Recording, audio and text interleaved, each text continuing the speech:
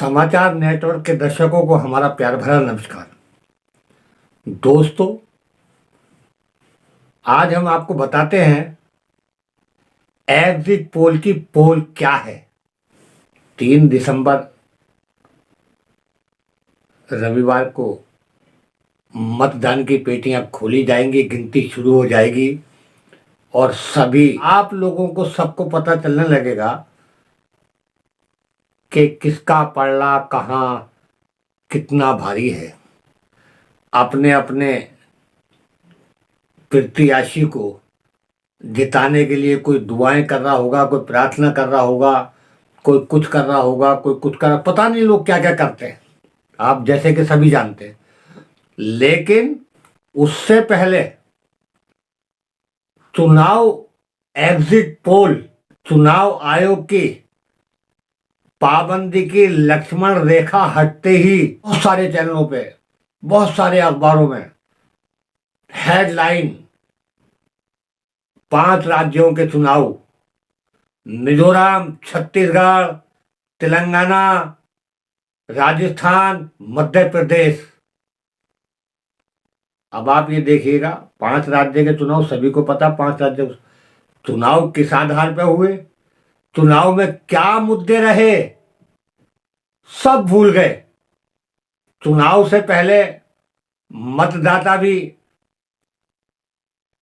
किसी न किसी बात का जिक्र करते रहते हैं, कोई महंगाई के लिए, कोई किसी चीज के लिए, कोई विकास के लिए।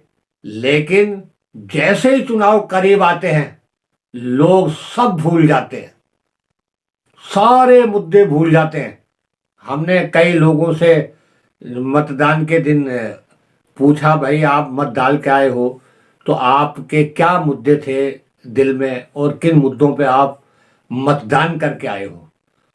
तो कुछ महिलाओं ने जरूर महंगाई का मुद्दा उठाया कि रसोई गैस के दाम इतने महंगे हैं, तो हम इसी महंगाई के मुद्दे पे, किसी ने बेरोजगारी। अरे भाई, आप ये देखिएगा कि देश के अंदर चुनाव प्रक्रिया शुरू होते ही कोई समाज को बांटने में लगा हुआ है, कोई धर्म को बांटने में लगा हुआ है, कोई जातियों को बांटने में लगा हुआ है। तो सब अपनी अपनी ढपली और अपना अपना ढोल बजाते घूमते हैं। कितने नेताओं के बोल बिगड़ते हैं, कोई किसी समाज को बुरा बता रहा है, कोई किसी समाज को बुरा बता रहा है। कोई, अब आप एग्जिट पोलों में ले लीजिए, किसी ने कमलनाथ को हरा दिया मध्य प्रदेश में और कमल छाप मामा जी को बहुमत से भी अधिक सीटों से जिता दिया। यही हाल करीब करीब छत्तीसगढ़ में, किसी चैनल ने बताया छत्तीसगढ़ में कांग्रेस की सरकार बन रही है, किसी ने बताया बीजेपी की टक्कर है, बीजेपी की भी सरकार बन सकती है, और किसी ने बताया मध्य प्रदेश में कांग्रेस की सरकार बन गई, कांग्रेस की सरकार बनने वाली है, कांग्रेस की इतनी सीटें आएंगी। किसी ने राजस्थान के अंदर शुरू में तो पहले बीजेपी को ही बहुमत से ऊपर दिखा दिया, बाद में कांटे की टक्कर। अब धीरे धीरे धीरे धीरे धीरे चैनल वाले भी लाइन पे आते जा रहे हैं, क्योंकि कल 3 तारीख है, कल मतगणना की पेटी खुलेंगी। हम क्या कर रहे हैं, हमारा समय बर्बाद कर रहे हैं। एक दिन का हमें सब्र नहीं है और हम उन लोगों को देख रहे हैं कि मैं वसीम बरेलवी की 2 लाइन आपको सुनाना चाहता हूं कि वो झूठ बोल रहा था बड़े सलीके से, मैं एतबार ना करता तो और क्या करता। तो भाई, ये सलीके से झूठ बोल रहे हैं, इनकी बातों में ना आए। कल 3 तारीख को मत पेटियां खुलेंगी, गिनती होगी, कौन हारा कौन जीता, किस पार्टी को कितनी सीटें मिली, बीजेपी को कितनी मिली, कांग्रेस को कितनी मिली, निर्दलीय कितने जीते, अदर पार्टियों कितनी मिली, तो छोटी पार्टी उनका तो जिक्र ही नहीं है, खाली उसको अदर में रख देते हैं। अरे उनका भी जिक्र करना चाहिए, वह छोटी पार्टी कल बड़ी भी हो सकती हैं, लेकिन कोई जिक्र नहीं करता उनका। चुनाव से पहले दुनिया भर के मुद्दे उठाते हैं, जिस वक्त चुनाव आते हैं तो हम खुद ही भूल जाते हैं कि हमें महंगाई के मुद्दे पे वोट देना है या किसी और मुद्दे पे वोट देना है। नेता तो लोगों को समाज में बांटना शुरू कर लेते हैं। कोई धर्म का खेल खेलने लगता है, कोई सामाजिक खेल खेलने लगता है, कोई दूसरा और कोई खेल खेलने लगता है, लेकिन मुद्दों की बातें बिल्कुल गायब हो जाती हैं।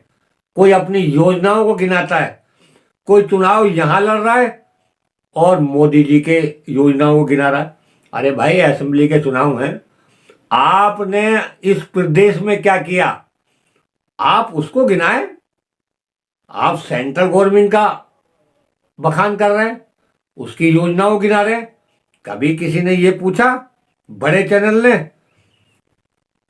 कि पेट्रोल के दाम कब कम होंगे, डीजल के दाम कब कम होंगे, रसोई गैस के दाम कब कम होंगे? किसी ने नहीं पूछा। नेताओं ने अपने भाषण में बड़ी बड़ी बात करते हैं, हमें चुनाव जिता दो, बस हम आपकी सेवा में समर्पित हो जाएंगे। हाथ जोड़ जोड़ के गली गली मोहल्ले मोहल्ले घर घर वोट मांगने के लिए जाते हैं, लेकिन 5 साल जनता से हाथ जुड़वाते हैं। ये किसी ने नहीं सोचा कि 5 साल जनता उनके पीछे घूमती है। किसी का कोई काम है, किसी का कोई काम है, किसी का कोई काम। अब भैया हमें पता नहीं है ये एग्जिट पोल किस तरह से करते हैं। एग्जिट पोल करने वाली एजेंसी कितने लोगों से जानकारी लेती है? क्या घर घर जाती है, क्या मोहल्ले मोहल्ले जाती है, या मतदान के दिन जो मतदाता मत डाल के आ रहे होते हैं उनसे जानकारी लेती है? कितने लोगों से जानकारी लेती है? वो किस बहुल्य क्षेत्र में जाके जानकारी लेती है, ये कोई पता नहीं है। कभी किसी चैनल वाले ने फुटपाथ पे सामान बेच रहे, फुटपाथ पे सामान बेच के अपनी आजीविका चलाने वाले लोगों से पूछा कि भाई आपको क्या तकलीफ है, किन मुद्दों पर मतदान होना चाहिए? नहीं पूछा। किसी ने बड़े उद्योगपतियों से पूछा? नहीं पूछा। पूछते किससे? बीच के लोगों से, जिन्हें कुछ पता। अच्छा, हमें एक तो हम कुछ जानते नहीं, दूसरा किसी की मानते नहीं। देखने वाली बात यह है कि लोग, नेता आश्वासन देके पता नहीं कितने कितने बड़े सच और झूठ बोल बोल के वोट ले लेते हैं, उसके बाद में फिर कितना काम करते हैं ये किसी से छुपा नहीं है। अरे रेलें बिक गई, एयरपोर्ट बिक गए, पता नहीं क्या क्या बिक रहा है। महंगाई कब कम होगी? कभी फुटपाथ पर सामान बेचने वालों से पूछा?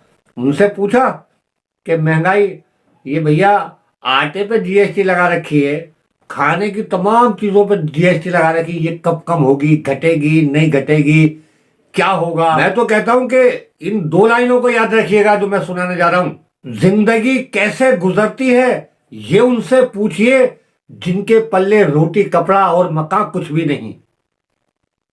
न स्वास्थ्य पे बात हो रही है ठीक से, न शिक्षा पे बात हो रही है ठीक से, न रोजगार पे बात हो रही है। आज देश में नौजवान डिग्रियां लेके घूम रहे हैं, लेकिन उनको नौकरी नहीं है, उनकी सुन लेने वाला कोई नहीं है। लेकिन चुनाव आते आते आते आते वो नौजवान भी शायद एक रो में बह जाते हैं। कौन सी हवा में बह जाते हैं? चुनाव आ गए, कौन सी पार्टी को वोट देना है, किस नेता को वोट देना है। नेता जो चुनाव में खड़ा हुआ है उसका कैरेक्टर नहीं देख रहे, वो क्या कह रहा है ये नहीं देख रहे, कौन समाज को बांटने की कोशिश कर रहा है, कौन समाज को जोड़ने की कोशिश कर रहा है, ये नहीं देख रहे। खाली ये देख रहे हैं कि अब तो वोट इस पार्टी को देना है, अब तो वोट इस नेता को देना है। अरे मैं कह रहा हूं भाई, वोट किसी को भी दो, वोट आपका अपना खुद का जाति पर्सनल अधिकार है। लेकिन कम से कम ये तो देखो कि हम पड़ोसी से न लड़ें, हम किसी समाज से न लड़ें, हम किसी समुदाय से न लड़ें। अरे अगर लड़ना है ना आपको तो रोजी रोटी से लड़ो, शिक्षा की लड़ाई लड़ो, स्वास्थ्य की लड़ाई लड़ो, बेरोजगारी की लड़ाई लड़ो। आपस में लड़ने से कुछ भी नहीं होगा। आपस में तो मोहब्बत करो, मोहब्बत प्रेम करो, भाईचारा बना के रखो, देश को विकास की राह पे किस तरह से ले जाए ये सोचो। मगर नहीं, चुनाव आते ही तोते की तरह सबकी चोटें लड़ने लगती हैं। भाई फलाना कैंडिडेट खड़ा हुआ है, उसको वोट देंगे। अभी तक जिस पार्टी की बुराई कर रहे थे उसी की हवा में बह रहे हैं लोग, उसी की हवा में, चाहे वो कुछ भी कर रहे हैं। हार जीत होने तक लोग बीच में अपनी चोट लड़ा रहे हैं, तोतों की तरह चोंचे लड़ा रहे हैं। सरकार यहां इसकी बनेगी, इस प्रदेश में इसकी बनेगी, उस प्रदेश में इसकी बनेगी, उस प्रदेश में अरे देश के अंदर वरिष्ठ पत्रकार, बुद्धिजीवी लोग जो हैं वो क्या कह रहे हैं उनको सुनिए, ढकोसलेबाजों को मत सुनिए। ढकोसलेबाजों के पीछे अपना टाइम बर्बाद मत करिए।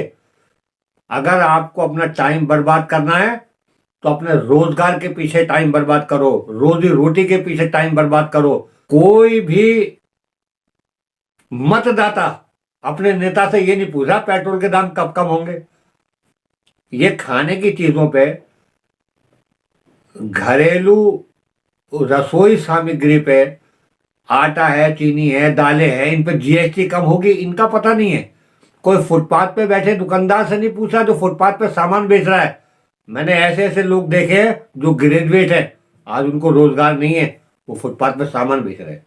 लेकिन फिर भी हम उनकी हिम्मत को दाद देंगे कि वो अपनी आजीविका चलाने के लिए फुटपाथ पे बैठ के अपना रोजगार तलाश कर रहे हैं।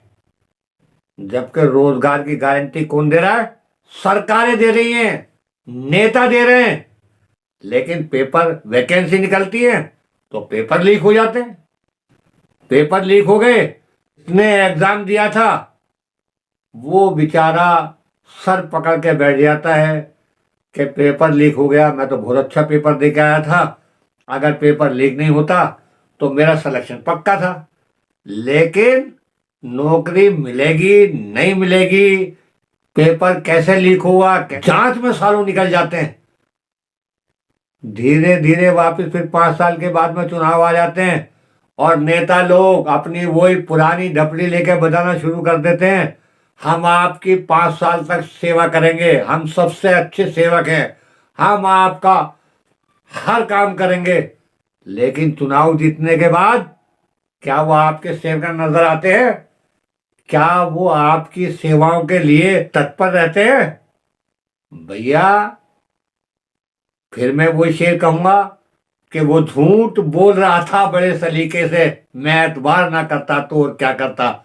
हम उनके झूठ में फंस जाते हैं और फिर वोट उन्हीं को दियाते हैं। पड़ोसी से मत लड़ो, भाई भाई से मत लड़ो, समाज से मत लड़ो, किसी समुदाय से मत लड़ो।